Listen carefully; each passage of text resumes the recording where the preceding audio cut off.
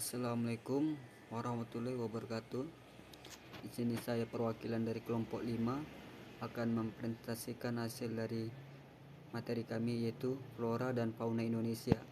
Adapun dari kelompok 5, yaitu yang pertama adalah saya sendiri, yaitu Badri, NPM 1940 20 20 34. Yang kedua Irma dengan NPM 1940 20 20 02. Dan ketiga ada Nora 1940 20 20 10. Dan yang keempat ada Julan Aprodita NPM 1940 20 2 100. Yang kelima ada Fauzi Hidayat NPM 1840 20 2008. Dan yang terakhir ada Yuliani NPM 1840 20 20 78. Ya, di sini saya menjelaskan tentang identitas flora dan fauna Indonesia. Indonesia merupakan negara yang memiliki sumber daya alam hayati yang tinggi dan terbesar di seluruh pelosok tanah air. Kekayaan sumber daya alam hayati menjadi tumpuan baru bagi pembangunan nasional. Selain penggunaan sumber daya alam tak terbarukan seperti minyak bumi dan gas alam, upaya pemanfaatan kekayaan sumber daya alam hayati tidak dapat terlepas dari Undang-Undang 1945, khususnya Pasal 33 Ayat 3 yang berbunyi, bumi dan air dan kekayaan alam yang terkandung di dalam dikuasai oleh negara dan dipergunakan untuk sebesar-besarnya kemakmuran rakyat.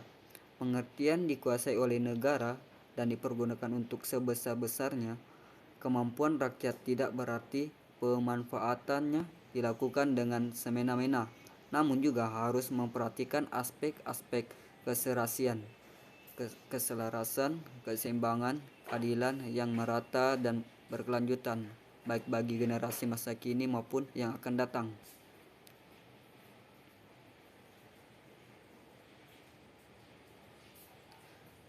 Penerapan identitas flora dan fauna daerah merupakan upaya nyata yang dilakukan sebagai tindak lanjut dari Keputusan Presiden Nomor 4 Tahun 1993 tentang Satwa dan Bunga Nasional.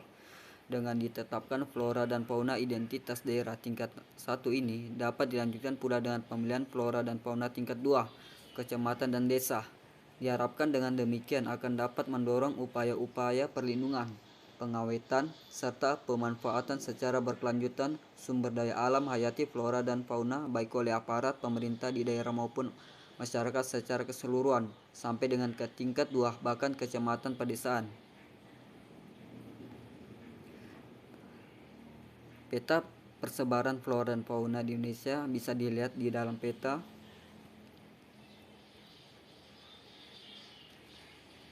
Lanjut.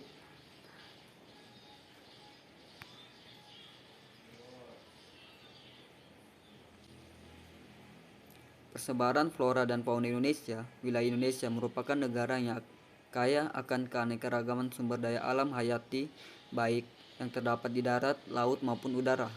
Keanekaragaman flora dan fauna tersebut mendorong pada peneliti dan pencinta alam yang datang ke Indonesia untuk meneliti flora dan fauna. Yang pertama, persebaran flora dunia pertumbuhan di Indonesia. Tumbuh-tumbuhan yang hidup di suatu tempat ada yang tumbuh secara alami dan ada juga yang dibudidayakan oleh manusia. Flora atau dunia tumbuhan di berbagai tempat di dunia pasti berbeda-beda. Hal ini dipengaruhi oleh beberapa faktor antara lain sebagai berikut. Yang pertama, iklim. Kedua, jenis tanah. Ketiga, relief atau tinggi dan rendah permukaan bumi. Yang keempat, biotik, pengaruh makhluk hidup. Lanjut. Adanya faktor tersebut, Indonesia memiliki keragaman jenis tumbuh-tumbuhan. Iklim memiliki pengaruh yang sangat besar, terutama suhu udara dan curah hujan. Daerah yang curah hujannya tinggi memiliki hutan yang hebat dan jenis tanaman lebih bervariasi, misalnya di Pulau Sumatera dan Kalimantan. Sedangkan daerah yang curah hujannya relatif kurang tidak memiliki hutan yang lebat seperti Nusa Tenggara. Daerah ini banyak ditumbuhi semak belukar dengan padang rumput yang luas. Suhu udara yang mempengaruhi tanaman yang dapat hidup di suatu tempat telah membuat zonasi pembatas wilayah. Adapun tumbuh-tumbuhan di Indonesia sebagai berikut. Daerah panas 0 sampai 650 meter. Tumbuhan yang cocok di daerah ini adalah kelapa, padi, jagung, tebu dan karet. Daerah sedang 650 sampai 1500 meter. Tumbuhan yang cocok di daerah ini adalah kopi, tembakau, teh, sayuran. Daerah sejuk 1500 sampai 2500 meter. Tumbuhan yang cocok di daerah ini adalah teh, sayuran, kina, pinus. Daerah dingin di atas 2500 meter tidak ada tanaman budidaya. Beberapa jenis flora Indonesia yang dipengaruhi oleh iklim antara lain sebagai berikut. Pertama, persebaran flora dunia tumbuhan di Indonesia.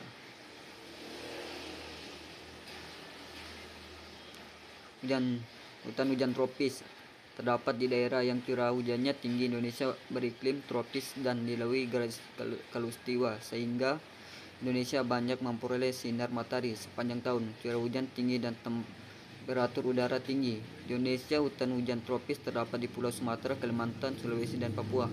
Sabana terdapat di daerah yang curah hujannya sedikit.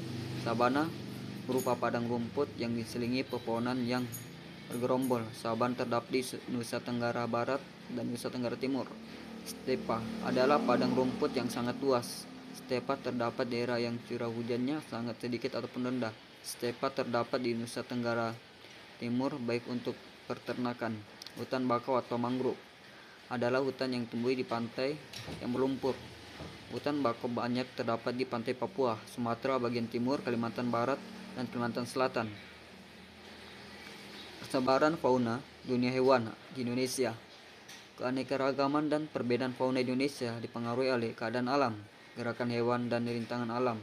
Fauna atau dunia hewan di Indonesia digolongkan menjadi 3 kelompok berdasarkan pengelompokan oleh Alfred Russel Wallace dan Max Wilhelm Carl Weber. Secara ringkas, 3 kelompok fauna di Indonesia adalah sebagai berikut. Yang pertama, jenis fauna asiatis. Yang kedua, jenis fauna peralihan dan asli. Yang ketiga, jenis fauna australis yang terdapat di bagian timur Indonesia. Lanjut, pemanfaatan flora fauna. Upaya pemanfaatan sumber daya alam tercantum di Undang-Undang 1945, khususnya pasal 33 ayat 3 yang berbunyi bumi dan air kekayaan yang terkandung dalam alam negara dan didudukan untuk sebesar-besar kemakmuran rakyat. Ketergantungan flora dan fauna pada manusia adalah dalam upaya perkembangbiakan, persebaran, dan pelestariannya. Dengan kemajuan ilmu, pengetahuan, dan teknologi, manusia memanfaatkan flora dan fauna untuk berbagai tujuan. Pemanfaatan flora dan fauna. Yang pertama, dikonsumsi. Manusia membutuhkan makanan dari tumbuh-tumbuhan dan hewan untuk keperluan tubuhnya agar tetap hidup dan sehat. Oleh sebab itu, beberapa jenis tumbuhan dan hewan tertentu dikonsumsi oleh manusia. Tujuan penelitian. Suakan marga satwa dan cagar alam merupakan tempat yang sangat ideal untuk ditujukan pendidikan dan penelitian karena keadaan alamnya mempunyai kekhasan, jenis-jenis tumbuhan, hewan, dan ekosistemnya. Sarana rekreasi. Keanekaragaman flora dan fauna digunakan pula untuk tujuan rekreasi sehingga dapat menghasilkan devisi bagi pemerintah. Contohnya Kebun Raya Bogor dan Kebun Raya Cibodas di Jawa Barat, Pulau Komodo di Pulau Komodo, Tanjung Puting di Kalimantan, dan ujung kulon di Jawa Barat jadikan tempat wisata dan banyak diminati oleh turis domestik dan luar negeri.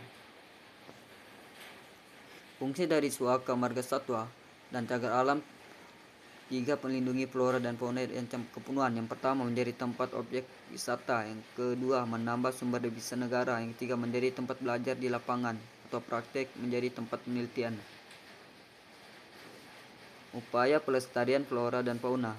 Ditetapkan tempat perlindungan bagi flora dan fauna agar perkembangan biakannya tidak terganggu. Tempat-tempat perlindungan ini berupa cagar alam bagi flora dan suaka marga satwa bagi fauna.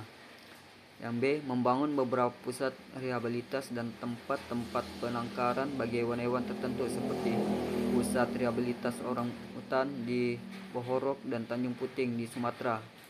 Daerah hutan Wanariset Samosir di Kutai, Kalimantan Timur. Pusat rehabilitas babi rusa dan Anoa di Sulawesi. Yang C. Pembangunan yang berwawasan lingkungan Berarti pembangunan harus memperhatikan keseimbangan yang sehat antara manusia dengan lingkungan. Yang D. Menetapkan beberapa jenis binatang yang perlu dilindungi seperti suah-suah atau biawak, komodo, landak semut irian, lengkuru pohon, mengkantan, orangutan atau mawas, kelinci liar, bajing terbang, bajing tanah, siamang, macan kumbang, beruang madu, macan dahan kuwuk, pesut, gajah, tapir, dan badak. Melakukan usaha pelestarian hutan antara lain mencegah pencurian kayu dan membangun hutan secara liar, penebangan hutan secara liar, perbaikan kondisi lingkungan hutan, menanam kembali tempat tumbuhan yang pohonnya ditebang, sistem tebang pilih. Yang F. Melakukan usaha pelestarian hewan antara lain melindungi hewan dari pemburuan dan penggunaan liar, pengembalian hewan peliharaan ke wawasan habitatnya, mengawasi pengeluaran hewan ke luar negeri. Melakukan usaha pelestarian biota perairan antara lain mencegah perusakan wilayah perairan, melarang cara-cara penangkapan yang dapat mematikan ikan dan biota lainnya, misalnya dengan bahan peledak, melindungi anak ikan dari gangguan dan penangkapan. Sekian dan terima kasih.